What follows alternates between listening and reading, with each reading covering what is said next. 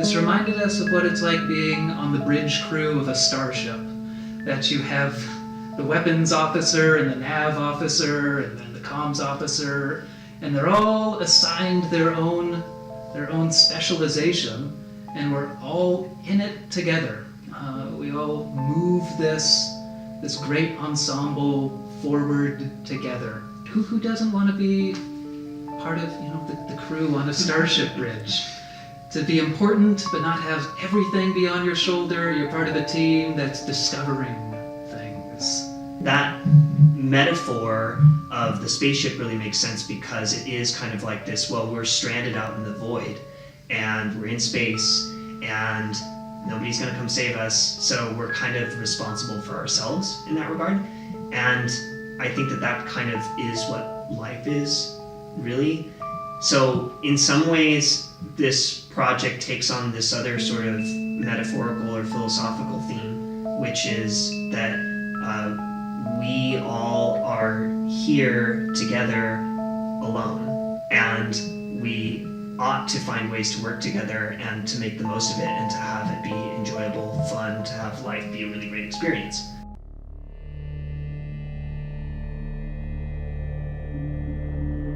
Welcome to EIDOS the podcast, where we explore the ways in which ideas take their shape and form through the arts. This podcast is brought to you by eidosartworks.com, a website dedicated to bringing thought-provoking content that engages and inspires, and Spokane Falls Community College photography and digital media production programs, preparing students for careers in applied visual arts since 1965. And the Richmond Art Collective, supporting artists in downtown Spokane with affordable studio spaces and a gallery located in the historic Richmond Hotel building. My name's Ira Gardner, and I teach photography and digital media production at Spokane Falls Community College. I also have a studio here at the Richmond Art Collective, and I'm your podcast host. So let's get started.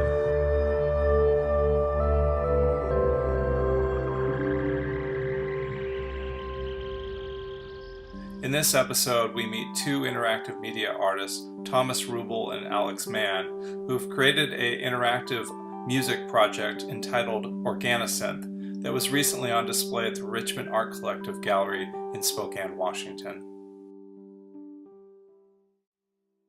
Welcome everyone to our flower-powered spaceship, to the Flowerverse. What we're going to do tonight is make music together, and we're going to do it with these computer-assisted instruments that we have in our. This is the bridge of the flower ship. Here's, I suppose you'd call it a helm. There's the main control panel over there. We have two power cubes flanking our main drive systems, and then the comm station is over there in case we ever want to communicate with the flower systems as we're journeying through the Flowerverse. The inspiration behind this is to make music fun, spontaneous, and easy, and in such a way that all we have to do is feel a groove to make a groove. We don't have to have any prior experience with running instruments. My name's Thomas Ruble. I'm a resident at Laboratory, and I was the software side of this project. My name's Alex Mann. I'm a resident of the Laboratory program at Spokane, and my focus is on design. I've been studying coding for a while and working professionally as a developer, and I've also been into electronic music since I was a kid. And what I wanted to do was apply the skills that I have in writing programs for the web browser, for the mobile phone, and fuse that with musical interfaces that I'm accustomed to working with. So my involvement with the project began from seeing on the one side, here are all these instruments that I like playing with in my spare time, but might not be user-friendly to just anyone. And then on the other side, I'm used to making websites or web apps that just anyone could use. And so I thought I could bring those two things together and build some interfaces that would be ready for showtime for the mass public. Now here, Ruben. Here, come over here. How are you? I'm doing well. This is the control panel for our spaceship.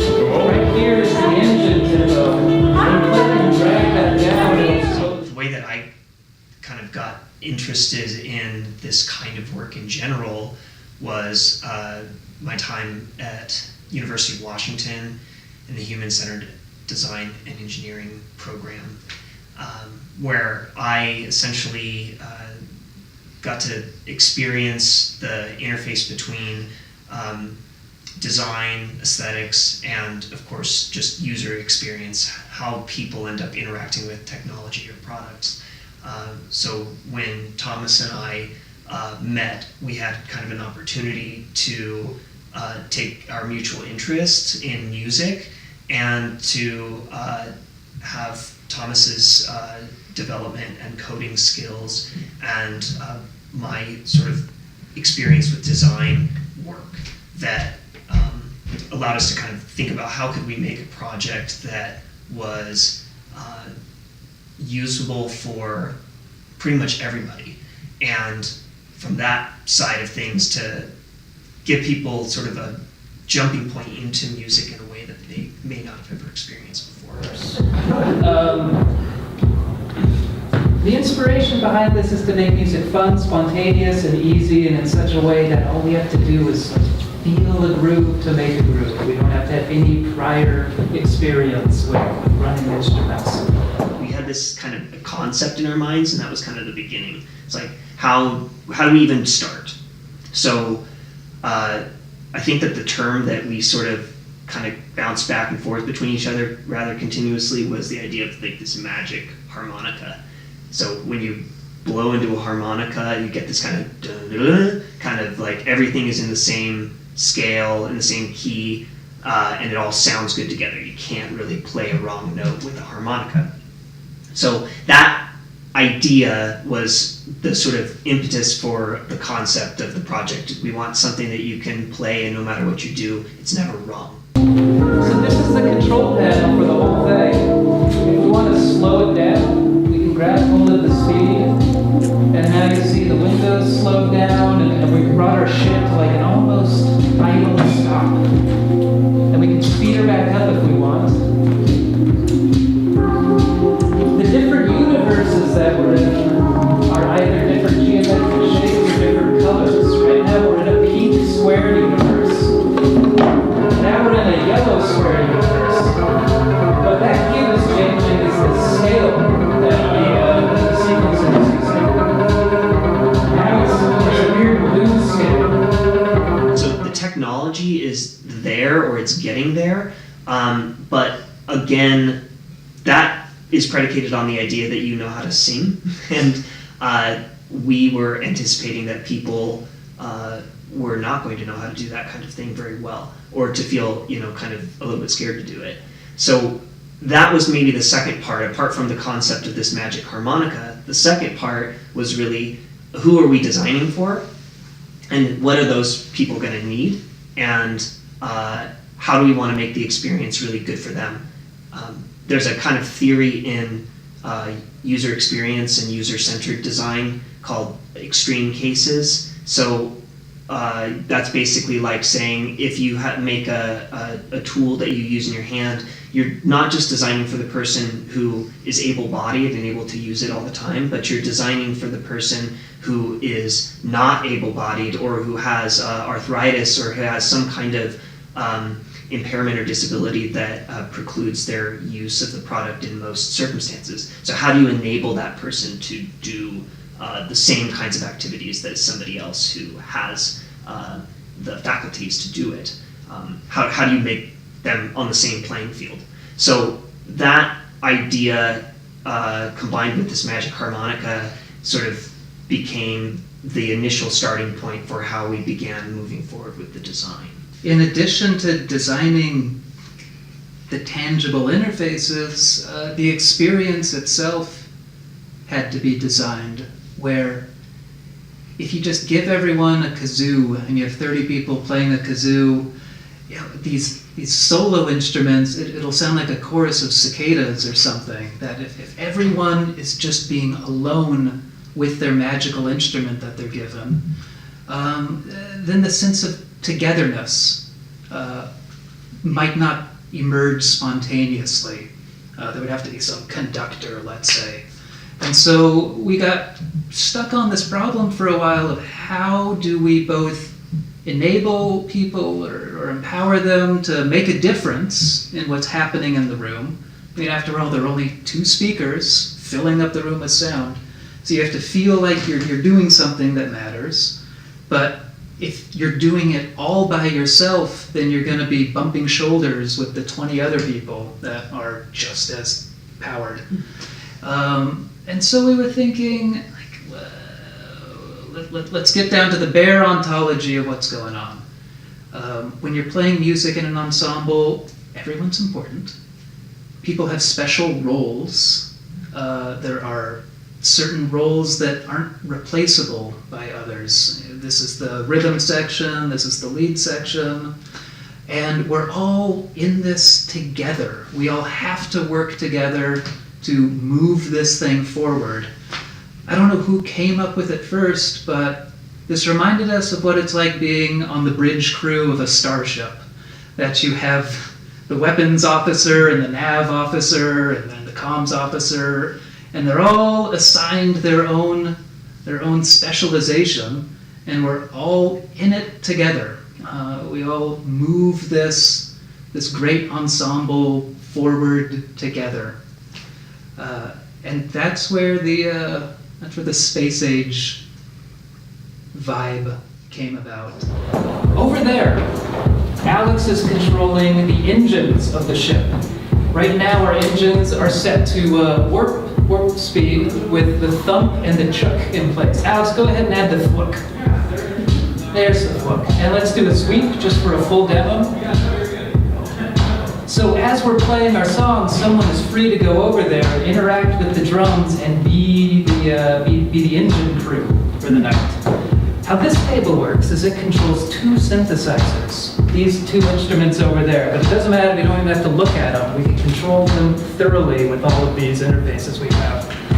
What we make on this table is a melody that's 16 notes long, repeating in a cycle. So you can hear right now we have 1 note with our melody. We can add a second note if you want.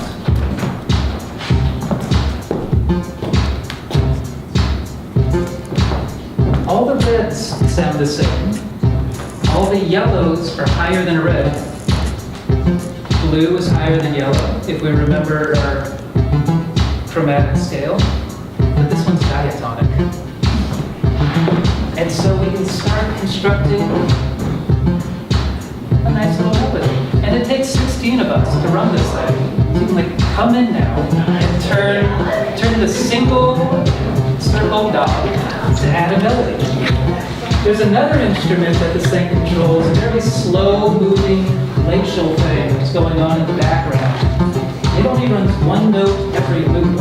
It's running 1/16th the speed of our fast outer melody. And you'll see it show up. There it is. It just illuminated that bass. And now it's going to go, there it is. Now, if this is a very nice room, come over here and let's change some things. So the experience was designed to lean on the fact that we all have to hear what everyone else is doing. For better or for worse, what anyone touches, we're all going to be stuck listening to. And so we broke up the project into small stations that can be staffed by 1 person or several people. And each station was complementary to the others. Not every station made sound, but maybe it sculpted the sound. And not every station was in charge of being a solo instrument, but it was part of a larger melody that's happening. We tried to break apart all the components that go into putting together a groove into these smaller elements, such that only when a bunch of people work together then do we get actual motion, actual movement in the music. Okay, you are handling the power cube of timbre. Make sure it goes down on a different face. It's like a die. And then we'll put it in its little spot. There. Now we just entered into the pink universe. Whoa. And changed the sounds that our keyboards are making. Exploration is a big component of the mood that we were hoping for with the project. We wanted people to be bold and to discover new sounds and to zoom off in one direction and then reverse course and go somewhere else if they don't like it. Who doesn't want to be part of the crew on a starship bridge? To be important but not have everything be on your shoulder. You're part of a team that's discovering things. I think it's really coupled with what fun is. To me, there's something about that spaceship metaphor that resonated for a lot of different reasons, but one of the biggest things, and it doesn't seem related to the project directly, but it's sort of indirectly. Again, if the idea was to have people collaborating, to have everyone be part of this sort of system of distributed components, but all working together on something collectively that we all experience in the room together, that metaphor of the spaceship really makes sense because it is kind of like this, well, we're stranded out in the void and we're in space and nobody's going to come save us, so we're kind of responsible for ourselves in that regard. And I think that kind of is what life is, really. So in some ways, this project takes on this other sort of metaphorical or philosophical theme, which is that we all are here together alone, and we ought to find ways to work together and to make the most of it and to have it be enjoyable, fun, to have life be a really great experience.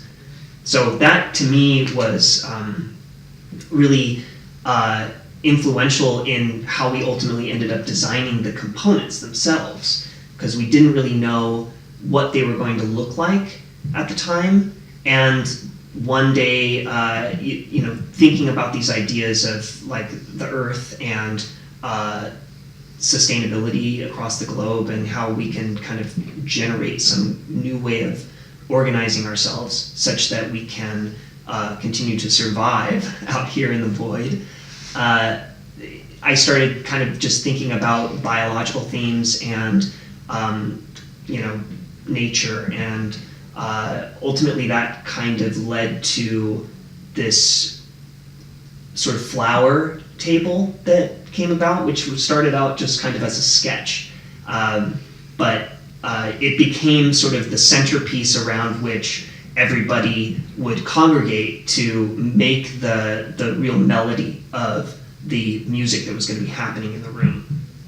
So this table sort of looks like a flower, and each of its petals become this kind of a component on this sequence of notes, and you have the ability to play with one petal, or you can play with multiple petals. You can talk to the person on the other side of the table and figure out how to create a really cool pattern together. You could do it on your own and run around the table and so forth, but we felt that being able to, again, this collaborative project being what it was, if you're going to have people collaborate, then you need to kind of situate them in a way that allows them to collaborate. So the table isn't just an instrument, it's a facilitator of interaction. You just showed up. What we're doing is we're jumping in and twiddling knobs and throwing cubes around and making some music together. We did not make instruments. That should be clear. Yeah. There's been a lot of takes on the old trope of here's a keyboard, or it's an electric woodwind instrument. Look at this, just step forward. And they're great, but you have to be a musician to use those. This was not about making instruments. This was about, I'm sorry, what was the phrase that you, facilitator for? Yeah, facilitating interaction. Yeah. It's an interactive experience, really. You know. In addition to the plant table, the synthesizers that was controlling were synthesized much like one would synthesize a life form. There was another station where you could control parameters of these synthesizers, change aspects of the tone that they're producing and make it your own. And we represented that by this organism inside a petri dish window that would change its shape or its color depending on what you're creating there in the lab. Because you spoke earlier about life to you being this kind of togetherness while being alone, and that resonates with me. And a shorthand for that would be life is organized chaos.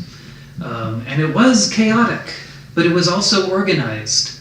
And people felt connected, despite how cacophonous it would be, because they were a part of that cacophony.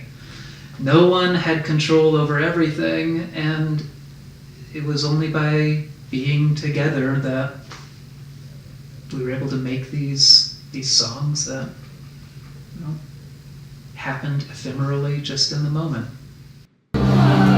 Besides volume and distortion, there are 4 other features on this. One called echo, which makes things sound cavernous, like it's in the Taj Mahal. Another thing called decay, which in synthesis, decay means how quickly does your note fade away. Yeah. Like that has very fast decay. It's gone as soon as it happened. If I hit a gong, it takes a very long time to drop down. So if we turn the, go ahead and roll the decay all the way back.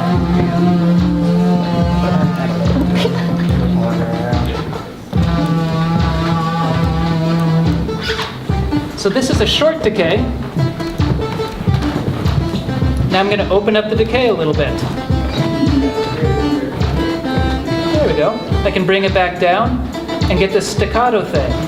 Release is how long a note rings out after you've let go of it. And the final thing, which is the most fun, is called filter. As you pull filter back, you start muting the note. It's kind of like you're squeezing your mouth around the speaker and cutting out some of the higher frequencies. So anyone's free to come up here, and as you roll filter up, you're letting more and more of the note come through. There's the technology we used to actually create the things that we made. So we had digital software. On my end of things, I used Adobe Illustrator for drawing all of the components, which then eventually became one of 2 things. They either became graphical components that were utilized in digital interfaces, or they became physical components. The physical components were constructed using CNC machines and then also laser cutters. So basically, you're taking the vector line work or digital line work, and you're importing that into computers in a workshop, and then those are able to actually translate your line work into cuts on wood. So the laser cutter was used for things like the power cubes that we created. It was used for components on the sequencer table, and the CNC machine actually cut the leaves of the flower table itself, and created a lot of the different holes that we needed, or some channels and so forth. So I had to kind of think about how that was going to be constructed, and use digital software to sort of draw out those plans initially, and then to sort of refine those plans into formats that those machines could actually read. Some of the components that I created were directly translatable into things that that Thomas coded. So, for example, most of this was done, and this is probably a good point for you to come in. Like most of this was done just using a web interface. There are things happening physically with electricity, but those are being read by other devices, which send signals into a central computer, which interprets those signals and then translates that into MIDI messaging, which the instruments that we had, the synthesizers that we had, could then convert into sound that everyone could hear. It was pretty darn analog, in a manner of speaking, that these quote-unquote microprocessors just run itty-bitty programs where they're listening for zaps on one of their pins, and then they send a different stream of O's and 1s somewhere else, or they turn a light on. Each individual component taken by itself was very rudimentary. I think the challenge really came about with, all right, which of all of these infinite products are going to be the ones that ultimately we need to use? You stumbled upon the NeoPixel, and that one ended up being amazing because NeoPixel allows you to take individually addressable LEDs and tell them when to blink in what color and for how long and so forth. So you can create patterns in your LED light show. Our table had LEDs in place for each one of our instruments because we ended up using a process to signal to the users of the table which note they were on. So the essential interaction was, initially we were thinking we're going to put these like flower vases into the table, and once you put the flower vase into the table, it's going to turn on that note in the sequence, in the 16-step sequence. The table. The goddamn table. We went through 200 feet of wire on that table. It has 32 potentiometers, 32 touch sensors that we made ourselves, twisting wire at 2 in the morning. 32 individually soldered RGB LEDs, not to mention all the other LEDs that go into the flare around the table. It was the first electronics project that I'd ever worked on. I never even touched a soldering iron before that. Really? Yeah. See, it's funny because Thomas was far handier than I was in many ways. I work in the realm of, I put pencil to paper, but then when it comes to actually, making something, I always feel like really nervous about it because I'm concerned that I'm going to screw it up. And I guess that's partly the nature. I burned out the whole table. We wired it up till probably 4 in the morning. I'm like, okay, there it is. Nobody breathe on it. And then I go out the next day and I touch, hot to ground, and it's gone. Just like that. So having those individually addressable LEDs was essential because we needed to be able to tell LED 77 that it needs to be blue now, and LED 4 to be white. So that's the kind of level of thinking that really needed to happen, was what kinds of interactions do we want? Let's start there. Let's not start with the technology itself, even though we know that there's a huge range of potentials. It was sort of just like, well, the potentials are almost infinite. So what experience are we trying to create? And then how can we select technology that facilitates that experience itself? I didn't know that lasers would have a smell, but Alex would come back to the workspace maybe at 6 p.m. with these kits that he'd spend all day cutting at the laser machine, and you would just be redolent of the smell of burnt wood and this stack of like Puzz 3D things that you build on these machines. And we just glue them together. for people who are wanting to get into this, it only seems like magic for a few hours when you're starting it, and then it becomes so accessible. Yeah, and at the same time, infinitely frustrating, just because you have to troubleshoot a lot. But it truly, it is accessible in a really big way. Things are frustrating in proportion to how much you feel like you could fix this if you put in the time. Yeah. So it is empowering immediately. Yeah. You can go on and on and on forever if you want to. We fought. Yeah.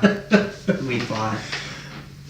Not my finest moment. No, nor mine. It was extremely emotional. Yeah.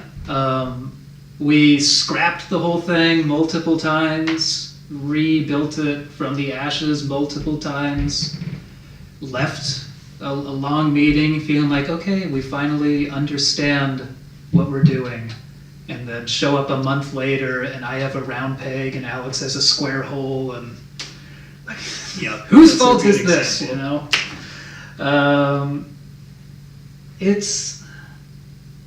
You have to figure out how to communicate. It's huge. You have to figure out how to communicate.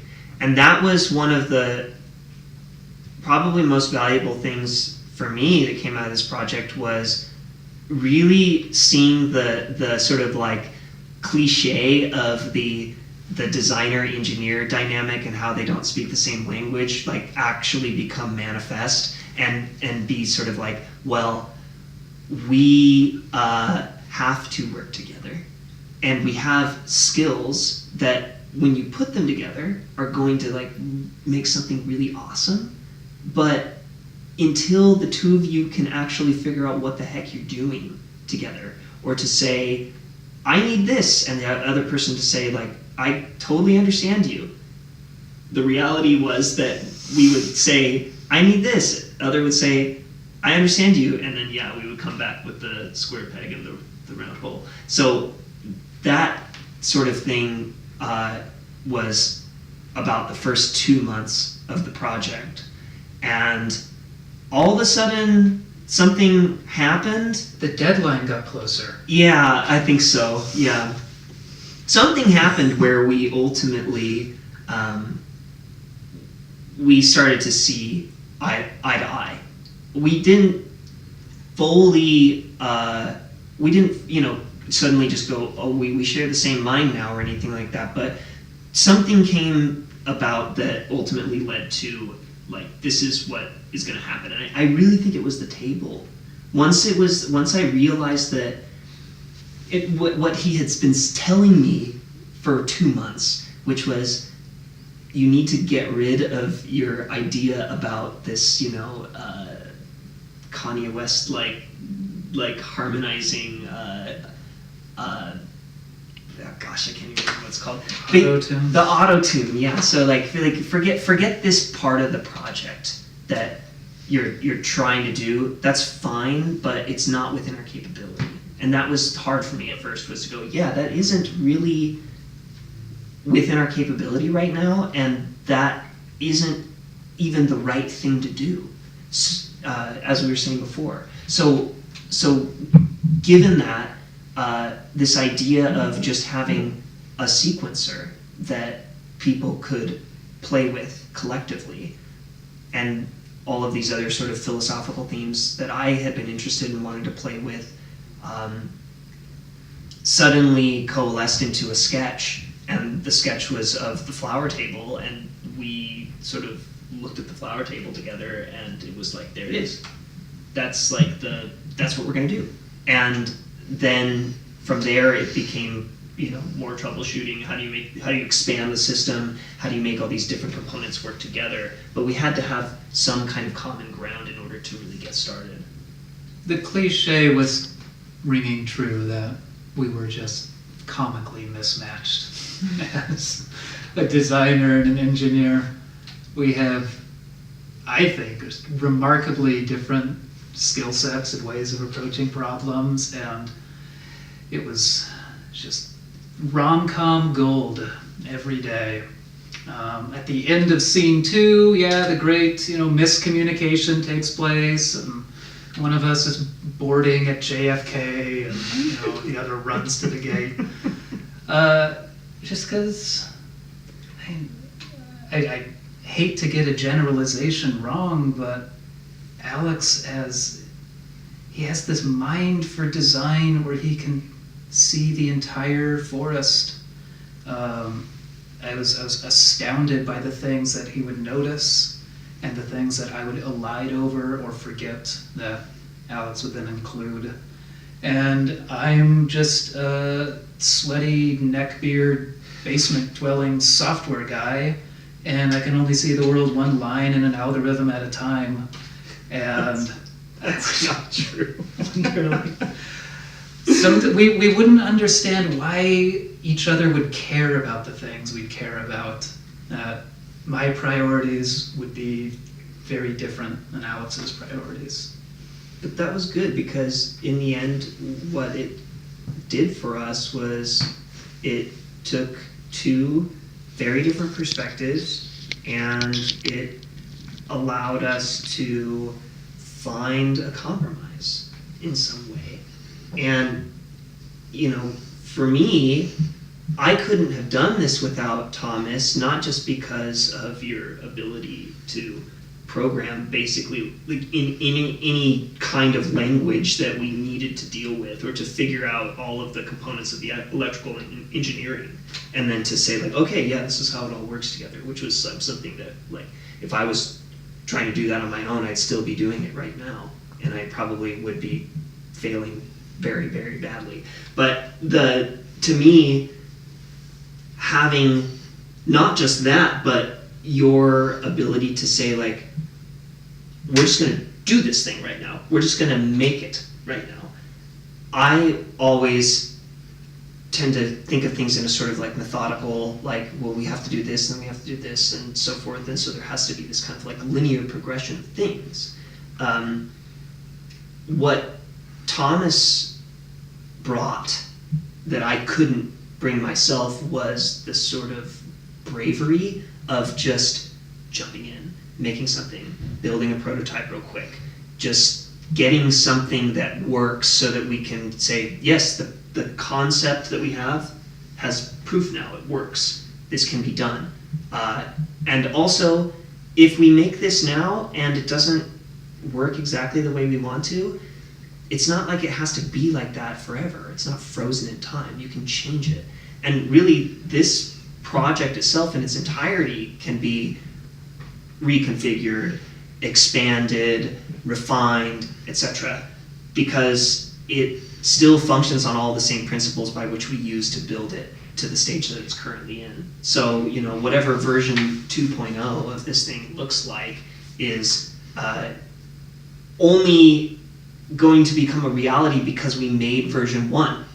And version 1 works, and it has an experience that I don't think a lot of people have ever had the opportunity to engage with. So we needed to have that sort of bravery and willingness to just try it out instead of, overanalyzing it. I like that I can sit and talk with him until the morning comes. You know what I'm saying? I can mind meld with Alex, like with few others. The understanding and the intuition it's really special. When we first started talking with each other, we were just talking about philosophy mostly, right? Mm-hmm. I mean, it's the big picture ideas that initially brought us together. And that was something that I had never had the opportunity to discuss with somebody. Is I have all these questions. Tell me about Hegel. Tell me about Jacques Derrida. When you're able to kind of connect with somebody that that's into things that most people find weird and a total waste of time, that is really, really special. So for me, that formed an instant connection, and I was just appreciative of that. So when we had this idea for the project, it was kind of like, well, duh, like we should do it, you know. You know how we connected? Oh. Was playing music together. And that's right. Mm-hmm. That is how it began. And so it made sense in that regard too, that the project would take on this kind of musical aspect, but that it also has all of these like bigger ideas that go on.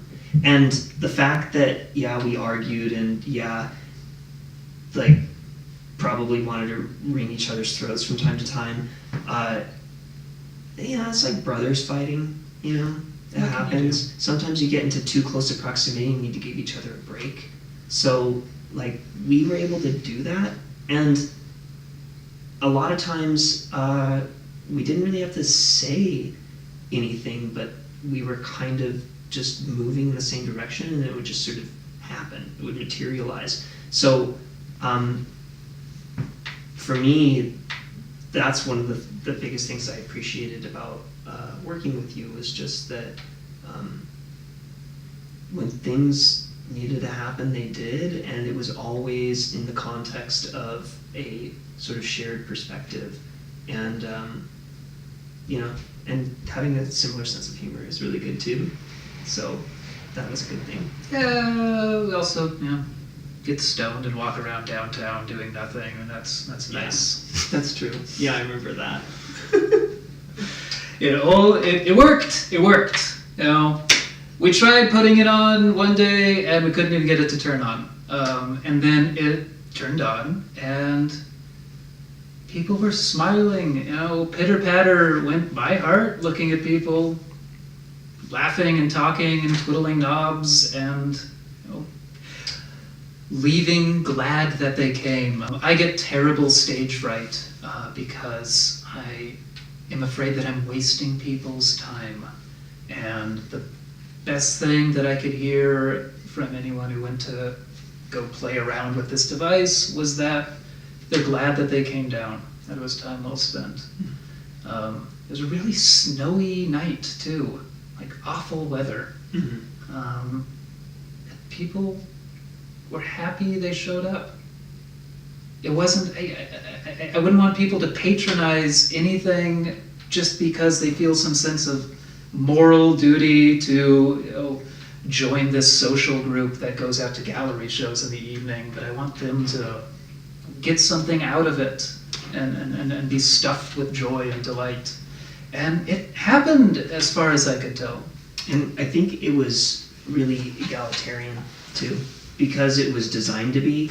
I mean, there were young people there, old people there, musicians, non-musicians. It was just a mix of all different kinds of people, and everybody had pretty much the same reaction in that regard, that kind of enjoyment and the appreciation for the project. So I think that speaks to the success of the project in achieving some of the things that we wanted. And for me, it seemed like, now that this has been done,